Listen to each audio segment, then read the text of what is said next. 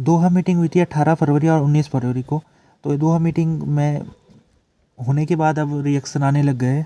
जो Islamic Emirates है वो उसने इसमें भागीदारी नहीं की थी, और इस्लामिक एमिरेट्स के जो स्पोक पर्सन है मुजाहिद, उन्होंने कहा है कि अगर हमारी कंडीशनों को आने वाले समय में मान लिया जाता है तो हम जो अपकमिंग मीटिंग है उसमें वो हम पार्टिसिपेट करेंगे। तो इनकी जो कंडीशन थी वो दोहा में इनकी दो कंडीशन थी। पहले तो ये था कि ये चाहते थे कि इनको ऑफिशियल डेलीगेशन के रूप में यहाँ पर स्वीकार किया जाए, जो कि नहीं किया गया। और दूसरा इनका डिमांड थी जो ह्यूमन राइट ग्रुप से उनको यहाँ पर नहीं बुलाना चाहिए, जो उसको भी स्वीकार नहीं किया गया। तभी ये दो कंडीशन को फॉलो नहीं किया गया, तो इस्लामिक गवर्नमेंट ने इस दोहा मीटिंग में पार्टिसिपेट करने से मना कर दिया था। तो इसको फेलियर के रूप में इस्लामिक एमिरेट्स बताई जा रही है, और कहा जा रहा है कि ये जो दोहा मीटिंग है ये फेल हो गई है क्योंकि इसमें गवर्नमेंट ने ही पार्टिसिपेट नहीं किया। तो इस्लामिक एमिरेट के जो स्पोक पर्सन है वो कह रहे हैं कि ये जो दोहा मीटिंग है फेल हो गई है, और इसलिए फेल हुई है क्योंकि हमको हमारी जो कंडीशन है उसको नहीं माना गया।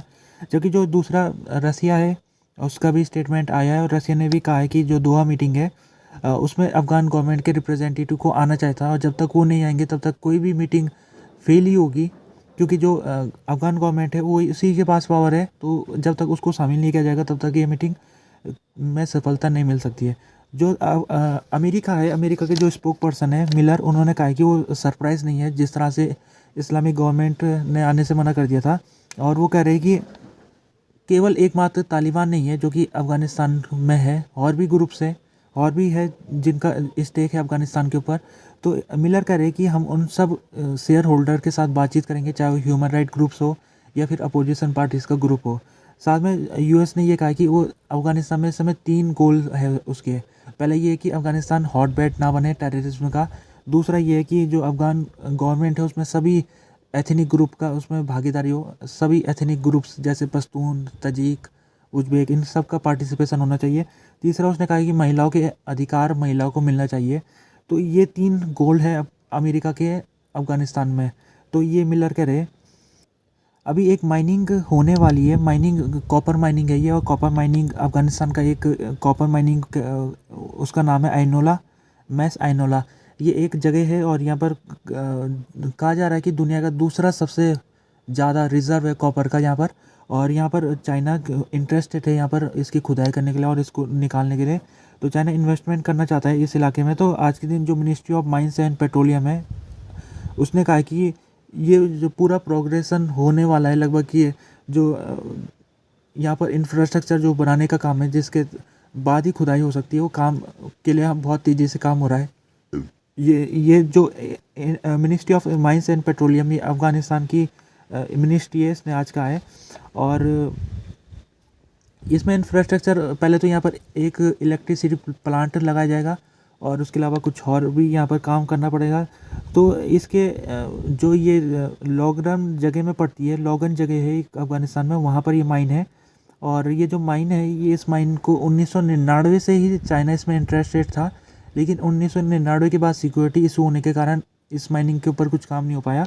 और इसके अलावा जो पिछली सरकार थी अशरफ गनी की, उसने इस क्षेत्र में काफ़ी पुरानी आर्टिफैक्ट मिले थे, पुरानी जो बहुत पुरानी आर्टिफैक्ट जिनको कहा जाता है, तो उनके मिलने के बाद इस क्षेत्र में माइनिंग के बंद कर दिया गया था। जब तक ये पूरा आर्टिफैक्ट को खोज नहीं जाता, जब तक इस पर एक्सकवेशन नहीं हो जाता, तब तक पूरा माइनिंग का जो काम था उसको बंद रखा गया था।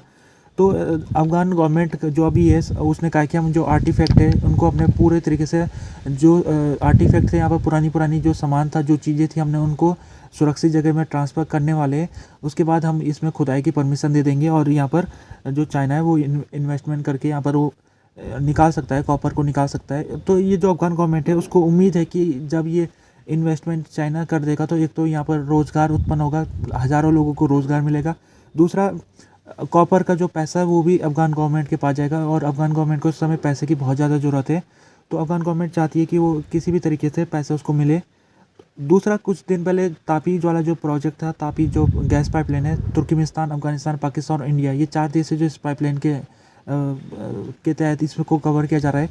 तो तुर्कमेनिस्तान की जो गैस है उसको अफ़गानिस्तान के रास्ते पाकिस्तान और इंडिया भेजने का ये प्रोजेक्ट है, जिसमें अभी काम बंद हो रखा था कई सालों से। तो इसके ऊपर भी अफ़गान गवर्नमेंट ने 1-2 दिन पहले स्टेटमेंट जारी किया था। उसने कहा था कि हम तैयार हैं इस पाइपलाइन को काम करने के लिए, और उन्होंने कहा था कि हमारे जो एरिया है वहाँ पर पाइपलाइन को किसी भी तरीके का सिक्योरिटी कंसर्न नहीं होगा, और ना ही इसमें किसी भी प्रकार से हमारे तरफ से कोई दिक्कत आएगी।